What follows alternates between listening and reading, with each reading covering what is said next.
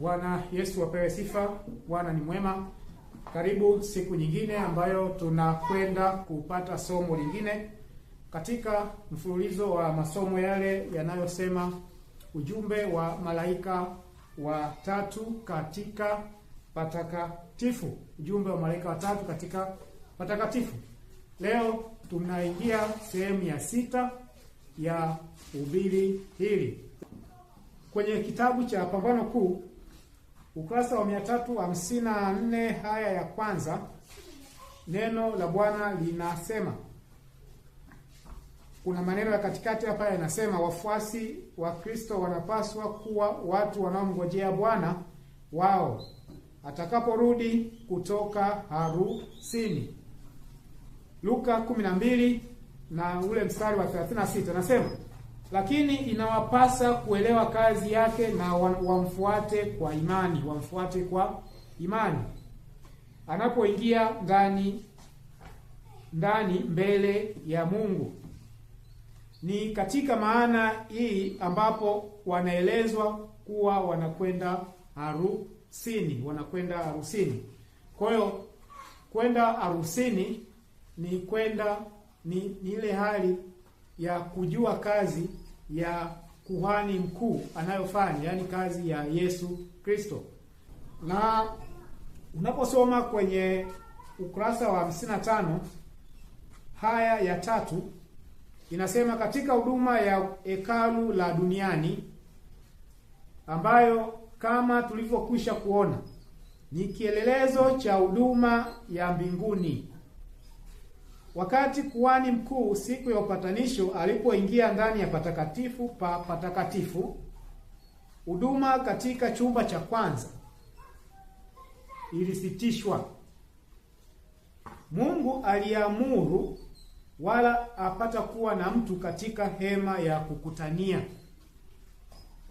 wakati aingiapo ili kufanya upatanisho katika patakatifu, hata atakapotoka nje. Ukisoma Walawi 16 na ule mstari wa 17 anasema, hivyo Kristo alipoingia patakatifu pa patakatifu kufanya kazi ya mwisho ya upatanisho, alisitisha huduma yake katika chumba cha kwanza. Lakini katika chumba cha kwanza lakini huduma katika chumba cha kwanza ilipoisha, huduma katika chumba cha pili ilianza. Sasa nabii wa Mungu anatueleza kwamba ile huduma ambayo ilikuwa inafanyika hapa duniani, ile ya patakatifu, ilikuwa ni kivuli cha kile ambacho kinafanyika wapi? Juu mbinguni. Kwa hiyo yale ambayo yalikuwa yanatendeka hapa ndio yale ambayo Yesu anafanya kule. Sasa ukisoma hii Walawi 16:17, Mungu alitoa agizo kwamba kuhani mkuu anapoingia chumba cha patakatifu pa patakatifu, asiwepo mtu katika chumba cha patakatifu. Yaani kwani akiingia kufanya huduma ya upatanisho, hatakiwi mtu kuwepo katika chumba chumba gani? Chumba cha patakatifu. Watu walikuwa nje, kwani yuko ndani. Anapohama chumba, na wao walipaswa kuhama chumba kwa imani. Yaani akiingia chumba cha patakatifu pa patakatifu, na wao mawazo yao yahamie kwenye huduma ya patakatifu pa patakatifu. Kuhani alipokuwa anahama chumba, huduma kwenye kile chumba ilikuwa inasitishwa. Huduma ikawa inaendelea kwenye chumba kingine. Kwa Yesu naye alipomaliza huduma katika chumba cha patakatifu 1844, alihama chumba kutoka patakatifu akaingia patakatifu pa patakatifu. Kwa hiyo wafuasi wake na wao wanatakiwa wahame chumba, waingie wapi? Kwenye chumba cha patakatifu pa patakatifu alimo yeye. Ndio maana ukisoma Luka 12 fungu la 26 anasema, Yesu anasema, mtu akinitumikia na nifuate, nami nilipo ndipo na mtumishi wangu atakapo kuwapo. Kwa hiyo Yesu 1844 alipoingia patakatifu pa patakatifu, huduma kwenye chumba cha kwanza patakatifu ilisitishwa. Huduma ikawa imeanza kwenye chumba cha patakatifu pa patakatifu. Kwa wafuasi wote wa Kristo, mawazo yao, akili yao inatakiwa iwe pale. Yesu anafanya nini pale? Ukisoma kitabu cha Matukio ukurasa wa 53 hadi 54, maneno ya nabii wa Bwana, maneno ya Bwana kupitia nabii yanasema hivi: wengi wa wale waliopokea na kukubali ujumbe wa malaika watatu hawakuwa wamepata uzoefu katika ujumbe wa malaika wa kwanza na wa pili. Lakini yule malaika watatu alikuwa anaelekeza kwenye chumba cha patakatifu pa patakatifu, na wale ambao walikuwa na uzoefu katika ujumbe wa malaika wa kwanza na wa pili waliwaelekeza kwenye njia ielekeayo kwenye hekalu la mbinguni. Kwa nabii wa Mungu anaeleza kwamba ujumbe wa malaika wa kwanza na wa pili inatuelekeza katika njia. Unapojifunza njia ni nani? Njia ni Yesu. Yesu ndiye anasema kwamba mimi ndimi njia ya kweli na nini? Na uzima. Kwa ujumbe wa malaika wa kwanza na pili inatupeleka kwenye njia, inatuelekeza maisha ya Yesu, tabia ya Yesu. Kwa maana ni kwamba ujumbe wa malaika wa kwanza inatulazimu kujua tabia ya Yesu, tumfuate Yesu kulingana na tabia zake. Ujumbe wa malaika wa tatu nabii anasema kwamba inatuelekeza kwenye patakatifu pa patakatifu. Alipo nani? Alipo Yesu. Alipo nani? Yesu. Mtu mmoja ambaye alialikwa harusini. Mathayo 22 alialikwa harusini. Tuanze fungu la 9, anasema, basi enendeni hata njia panda za barabara, na wote mwaonao waiteni harusini. Watumwa wale wakatoka wakaenda njia kuu, wakakusanya wote waliowaona waovu kwa wema. Harusi ikajaa wageni. Lakini alipoingia yule mfalme ili kuwatazama wageni wake, akaona mle mtu mmoja asiyevaa vazi la harusi. Akamwambia, rafiki, uliingiaje humu nawe huna vazi la harusi? Naye akatekewa. Naye akafanyaje? Akatekewa. Sasa Mathayo 22 inazungumzia habari ya harusi. Inazungumzia habari ya nini? Ya harusi. Tumejifunza kwenye kitabu cha Pambano Kuu ukurasa wa 355 haya ya 3 kwamba harusi inayozungumziwa hapa ni kile kitendo cha Yesu kuingia patakatifu pa patakatifu. Kwa watu na wao walialikwa harusini kwa imani. Sasa huyu mtu naye alialikwa harusini akaenda. Ila alipoenda baadaye na yule mwenye harusi alipofika kukagua akakuta hana vazi la harusi. Kosa lake lilikuwa wapi? Kuna watu ambao wamekumbatia ujumbe wa malaika watatu. Ni ujumbe wa malaika watatu inahusiana na habari ya kutiwa muhuri. Huenda kutiwa muhuri kwa upande wa shetani au kutiwa muhuri kwa upande gani? Wa Mungu.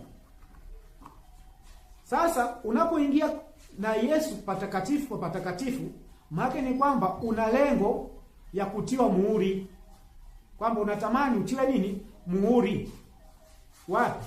Huko na Yesu patakatifu pa patakatifu. Kwa nini? Kutiwa muhuri ilianza toka Yesu alipoingia patakatifu pa patakatifu 1844. Alipoingia tu swala la utiwaji wa muhuri ilianza pale. Kwa hiyo watu wote ambao tunaamini kwamba Yesu yuko pale patakatifu pa patakatifu, na Yesu anasema ni lazima tuwepo pale, tunategemea na inatakiwa tutiwe muhuri. Sasa tunatiwa muhuri vipi? Kwa huyu mtu aliyealikwa harusini alitii agizo, aliingia harusini. Lakini alipoingia harusini akaonekana hana vazi, hana nini, hana tabia, hana sifa za kuwa na Yesu pale. Akaulizwa, uliingiaje humu? Uliingiaje humu? Maana ni kwamba huyu mtu kuna namna alipita mpaka akaingia wapi? Kwenye ile harusi. Kuna namna alipita ambayo sio halali. Sasa harusi inafanyika wapi? Patakatifu pa patakatifu. Sio kwenye ua wa nje, sio kwenye patakatifu. Harusi inafanyika kwenye patakatifu pa patakatifu. Kwa ilitakiwa huyu mtu apite kwenye mlango wa patakatifu, akutane na nini? Na madhabahu ya shaba, atii yote yale, akutane tena na birika la shaba, afuate. Alafu pia aingie patakatifu, afuate, awe nuru, awe mtu wa maombi, awe msomaji wa neno, apite hatua zote hizo, ndipo aingie na Yesu patakatifu pa patakatifu. Alafu anapewa nini? Muhuri. Anapewa nini? Muhuri. Kwa hiyo kuna watu ambao wanatamani kutiwa muhuri wa Mungu, lakini tabia zao hawataki kuziacha. Hawajapita kwenye madhabahu ya shaba, hawajapita kwenye birika la shaba, wakazaliwa mara ya pili, hawajawa nuru, sio wasomaji wa neno, alafu wanataka kutiwa nini? Muhuri. Sasa ili uweze kutiwa muhuri patakatifu pa patakatifu kwenye ujumbe wa malaika watatu, inatakiwa turudi wapi? Kwenye madhabahu ya shaba, tutengenezwe. Zinaa tuache, wizi tuache, uongo tuache, umbea tuache. Kwa hiyo ujumbe ambao unatuandaa kupokea muhuri wa Mungu ni ujumbe wa malaika wa kwanza na wa pili. Ndio maana nabii anasema kwamba hawa waliopokea ujumbe wa malaika watatu wa kutiwa muhuri hawakupata uzoefu katika ujumbe wa malaika wa kwanza. Kitendo cha kuacha kufuata utaratibu ambao Mungu ameweka katika hekalu lake ili kuja kupewa muhuri wa Mungu ni kuja kugeukia ibada ya jua. Kupewa muhuri wa nani? Kupewa muhuri wa Shetani, Sunday law. Kwa ili tuweze kutiwa muhuri wa Mungu inatakiwa turudi. Ndio maana yule mtu alitolewa harusini, aliulizwa umeingiaje? Sasa alitakiwa atolewe. Alipotolewa alipelekwa nje, akaanze moja. Kwa kama tunakataa ujumbe wa matengenezo ya afya, matengenezo ya kiroho, tujiandae kutolewa, yaani kupewa muhuri wa Shetani, Sunday law. Wote ambao hawatafuata maelekezo katika patakatifu, wote watageukia ibada ya jua. Sasa kabla ya kufika huko, inatakiwa turudi kwa Kristo. Tumuulize Yesu, ni jambo gani ambayo itanifanya mimi nisipewe muhuri wako? Ni jambo gani ambayo itanifanya mimi unitoe? Sasa matengenezo ya tabia, matengenezo ya afya, matengenezo ya nini hayafanyiki patakatifu pa patakatifu. Patakatifu pa patakatifu ni kutiwa muhuri tu. Matengenezo haya yanafanyika katika ua wa nje, yanafanyika katika kwenye patakatifu. Yaani ujumbe wa malaika wa kwanza na wa pili ndio inatuandaa sisi kutiwa muhuri. Tukiukataa, kwisha. Ubarikiwe. Karibu kwa somo lijalo.